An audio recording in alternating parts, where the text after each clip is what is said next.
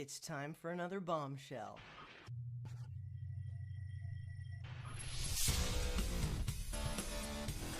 Autópsia da Profecia, Perguntas e Respostas com Scott Clark.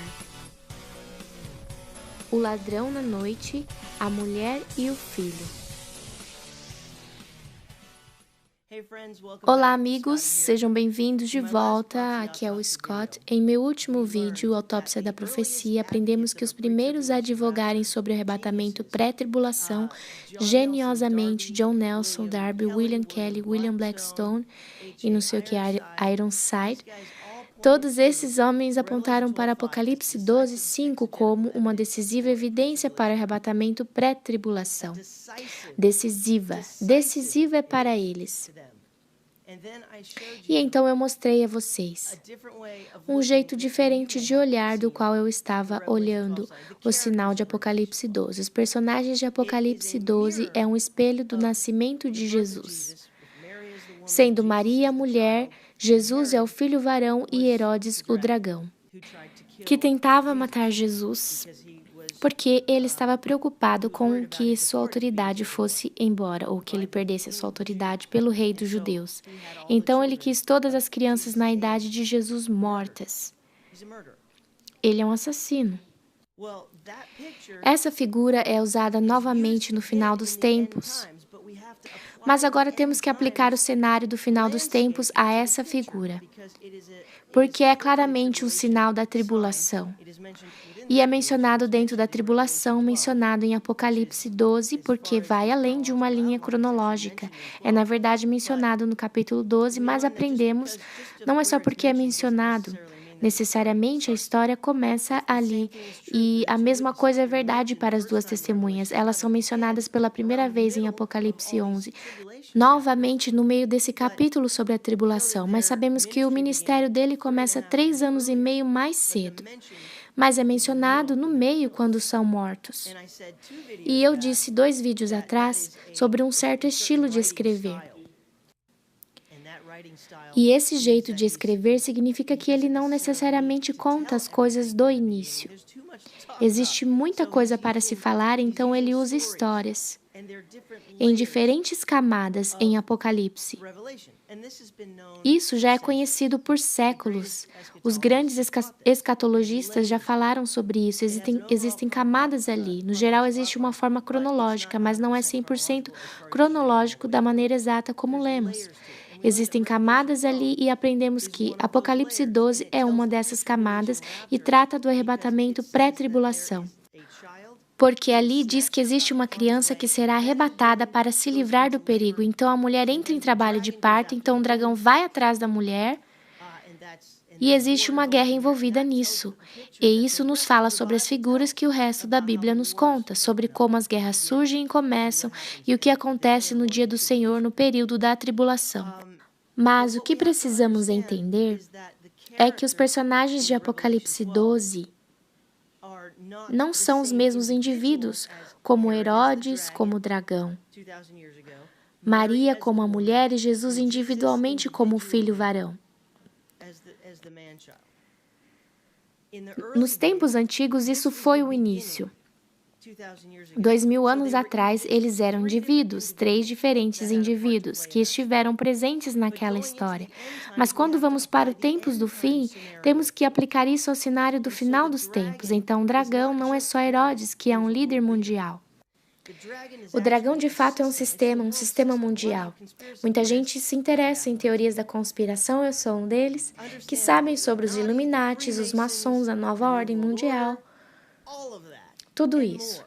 E mais, sociedades secretas, quem quer que esteja liderando essas coisas, bem nós sabemos, é Satanás. Esse é o sistema do dragão, o sistema do dragão. O sistema da serpente. A mulher é claramente Israel. A mulher incorpora todos os israelitas, os hebreus, os judeus. Então, quem é a criança lá? A criança representa a igreja. Agora, existem perguntas aí, eu entendo, mas eu estou aberto, muito mesmo. E muitas pessoas estão me dizendo que estão assistindo de novo, de novo e de novo. Obrigada, gente. Eu fico muito feliz que vocês não só assistem uma parte e desistem de assistir o resto. Estude com firmeza e preste atenção e mantenha o foco. Eu entendo. Eu tenho que fazer isso para que eu ensine você corretamente. Eu sou responsável, eu tenho que fazer isso. E isso não é fácil. Bom, esse trecho, a legenda fica um pouco esquisita, então não vou falar nada. Muitas vezes eu olho os meus vídeos anteriores e falo, ai, eu esqueci isso, eu deveria ter falado isso. Porque agora eu tenho toneladas de perguntas. Bem, deixe-me responder uma das maiores perguntas que eu tenho agora, sobre o filho varão. E eu tenho visto essa pergunta em muitos comentários. Por todo o Facebook, por todo o YouTube. E é uma pergunta compreensiva, eu entendo, e eu sei que muitas pessoas aí estão pensando isso, mas não escreveram para que eu pudesse ver. A pergunta é mais ou menos essa. A igreja simbolicamente sempre tem sido feminino. Como somos nós a noiva de Cristo, não parece ser não natural tratar a igreja como um filho varão? Deixe-me responder isso? Ok, primeiro de tudo temos que entender que existem muitos nomes para todos esses personagens. Satanás tem muitos nomes, o Pai tem muitos nomes, os judeus têm muitos nomes, Jesus tem muitos nomes. A igreja também possui muitos nomes. Então, nós não podemos dizer que a igreja é sempre feminino. Isso não é verdade, de forma alguma. Na verdade, a igreja tem cerca de 40 nomes nas Escrituras que eu encontrei, e são todos diferentes nomes e não são todos feminino. E muitos deles são masculino. Eu vou mostrar isso a você. Eu não quero ser extensivo aqui, mas eu quero te mostrar algumas coisas que talvez você provavelmente já leu isso. É só você tirar, eu também... Isso acontece. Essa é uma das minhas perguntas que eu quero voltar. A igreja tem cerca de 40 nomes diferentes nas escrituras, a maioria não é feminino, mas referências simbólicas. Somente uma delas é a noiva de Cristo, e deve-se usar o nome apropriado em relação ao contexto que está inserido. Gente, é tudo relacionado com tentar acertar o contexto das coisas. Eu escrevi uma música anos atrás chamada Mantenha o Contexto. What you gonna ask me next? It's so easy, all you do is keep it in context. Don't Frankenstein the Bible, this is why you're always perplexed. Os meus inscritos mais antigos se lembram dessa. O homem em sua casa é marido, pai, irmão, primo, avô, etc. No trabalho, ele tem diferentes nomes. Ele é o amigo, ele é o parceiro de trabalho, é o chefe, ele é o gerente, diretor, isso um cara só. Ele pode ser todas essas coisas, nomes diferentes, depende do contexto. Ele não é diretor em casa, ele é o pai em casa, ou marido em casa. Mas trabalhando em outra coisa, então temos que colocar no contexto. Quando ele está no trabalho, ele não é o pai, certo? Tudo no contexto. Contexto é a chave. Quando olhamos esse sinal de Apocalipse 12, precisamos perguntar a nós mesmos: isso é um casamento ou é um nascimento? Então, está muito claro, nem preciso responder. Vamos seguir em frente. Nem preciso te perguntar a resposta para isso, você sabe. Isso não é um casamento, é um nascimento. Então, o contexto é um nascimento, é mãe e filho. Então, nós sabemos que ele é filho. A figura anterior, os 3 indivíduos, que mais tarde, no final dos tempos, transitam no cenário do final dos tempos, das nações globalizadas, um sistema mundial, os judeus e os cristãos, que são essas as 3 partes principais, porque o sistema mundial não odeia os da nova era. O sistema mundial não odeia os budistas, o sistema mundial não odeia nenhum dos outros grupos. Eles nem mesmo odeiam os islã. Ele somente odeia os judeus e os cristãos. É isso que Apocalipse 12 é. É uma figura do sistema mundial que no final vai querer pegar os cristãos, mas não vai conseguir, por causa do arrebatamento. Mas irá perseguir os judeus. E dentro do período de tribulação, ele irá perseguir.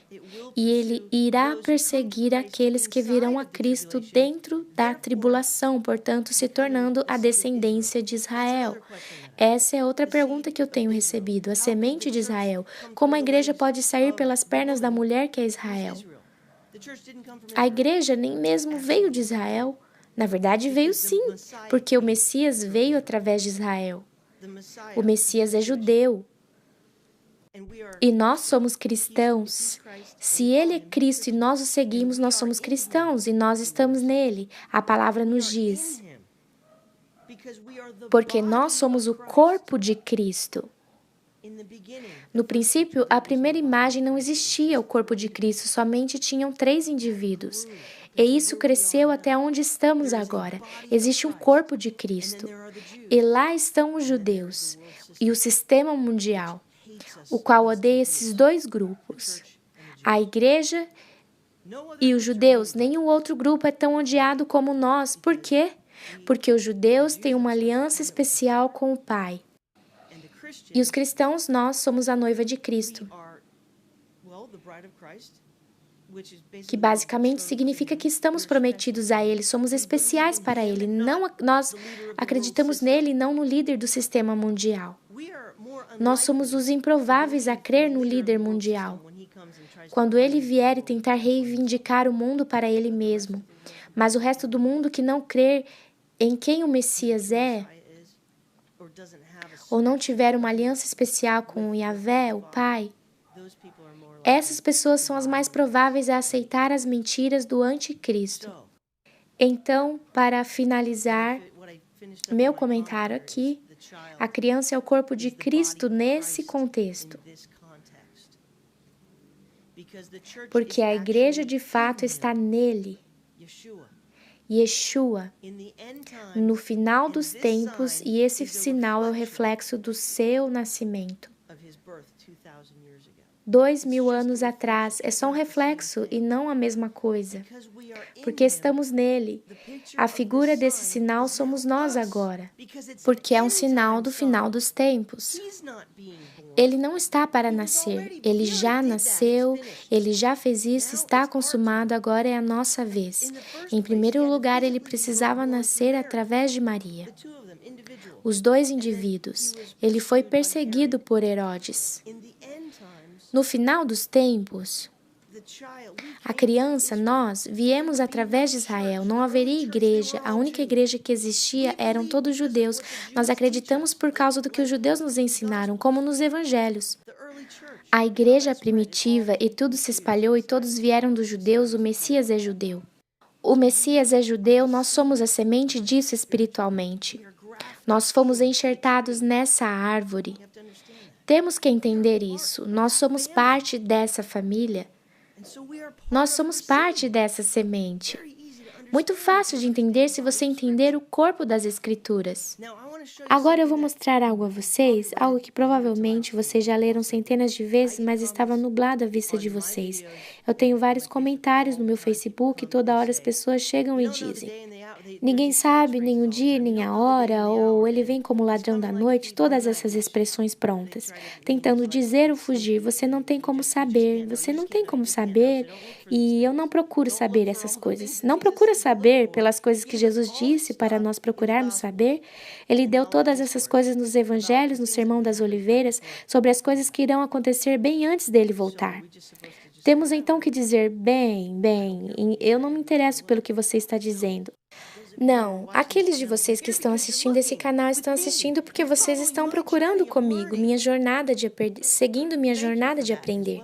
Obrigada por isso também. Agora, Paulo escreveu essa coisa de ladrão na noite com o que João disse. Deixe-me começar com o que João disse em João 10:10. Yeshua, Jesus disse essas palavras. Ele disse: o ladrão vem somente para roubar, matar e destruir. Eu vim para que tenham vida e a tenham em abundância, abundantemente. Foi isso que ele disse. Então você tem que se perguntar: quem é o ladrão? Ele está falando sobre seu vizinho que pode ser um doente cleptomaníaco? Não, porque essa pessoa pode não ser um destruidor ou um assassino, só um ladrão.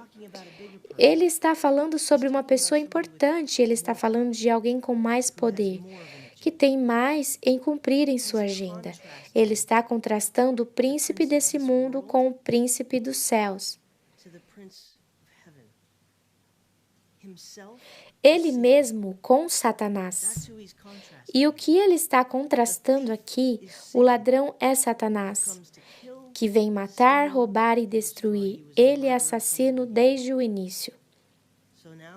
Então agora vamos dar uma olhada no que Paulo escreveu sobre o ladrão na noite. Paulo está falando com a igreja em Tessalônica. Ele diz: irmãos, relativamente aos tempos e às épocas,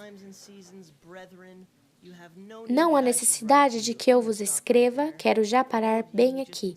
Todos vocês que se consideram a noiva de Cristo, vocês são irmãos também. Ok? Essa é uma forma masculina, porque ele não ia mencionar uma coisa dessas em forma feminina. Isso é um termo para irmandade. É por isso que falamos irmãos e irmãs. Você vê os pastores falarem irmãos e irmãs. É um termo de irmandade. Irmãos, não há necessidade de que eu vos escreva relativamente aos tempos e às épocas, e bem aqui ele está falando sobre o dia das festas porque ele está usando a língua das festas, e não há necessidade que eu vos escreva sobre quando essas coisas irão acontecer no dia das festas, porque vocês já sabem.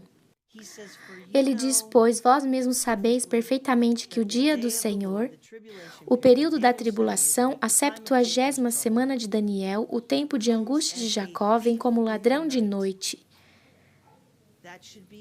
Isso deve ser uma dica. Quem é o ladrão? Satanás.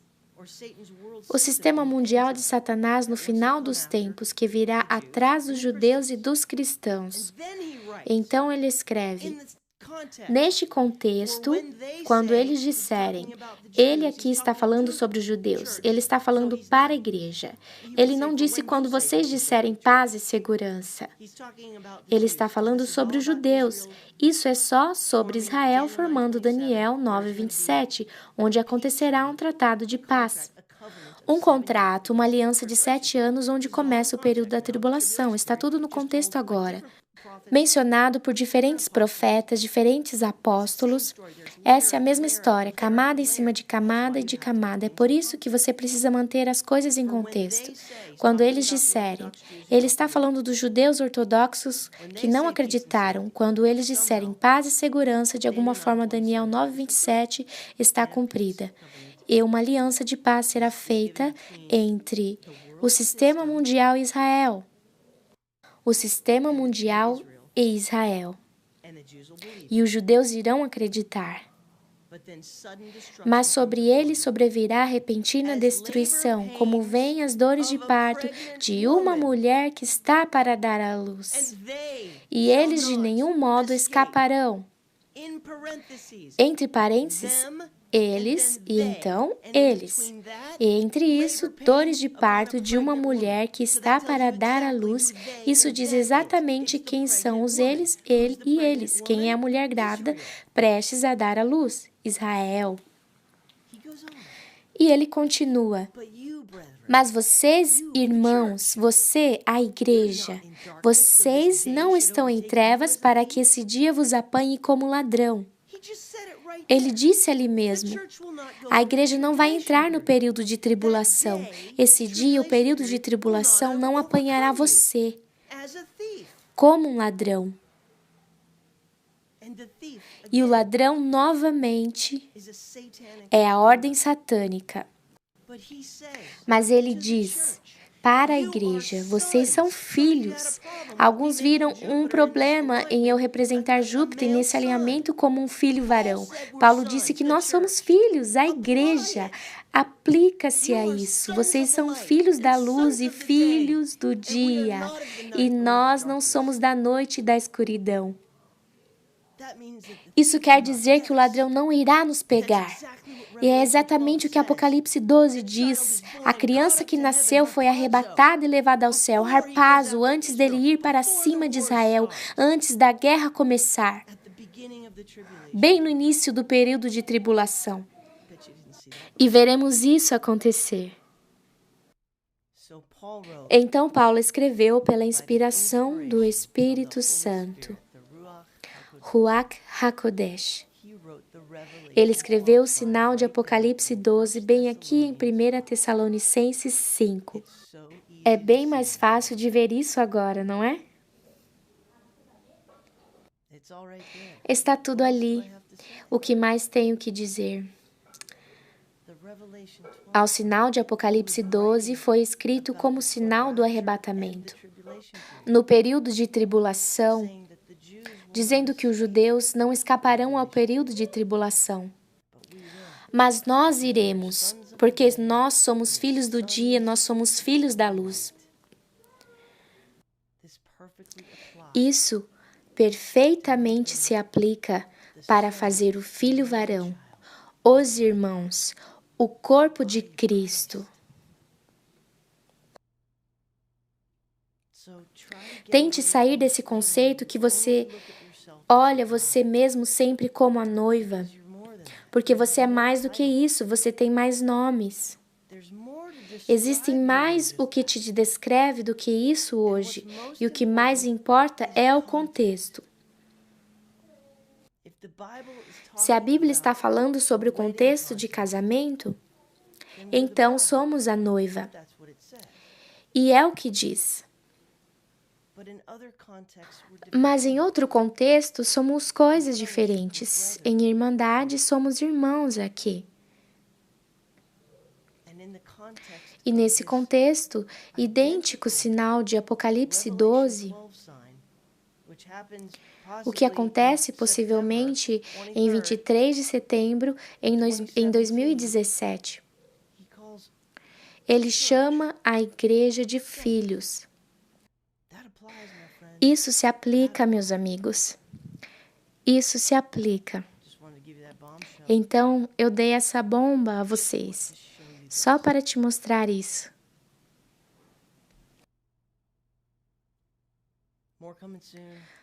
Mas está por vir. Se isso diz algo para você, obrigada. Vejo vocês em breve. Se for a primeira vez que você me assiste na internet, meu nome é Scott Clark. Você pode se inscrever para mais. E para vocês que estão comigo há muito tempo, passe essa mensagem. Esse é o meu ministério. Mas você tem o seu chamado também. Então compartilhe a verdade. Compartilhe a verdade. Eu vejo no próximo vídeo. E eu nem estava planejando fazer isso aqui, mas isso me atingiu. E agora atingiu você. Eu falo com você em breve. Eu amo você. Obrigado pelo seu suporte. Ore por mim.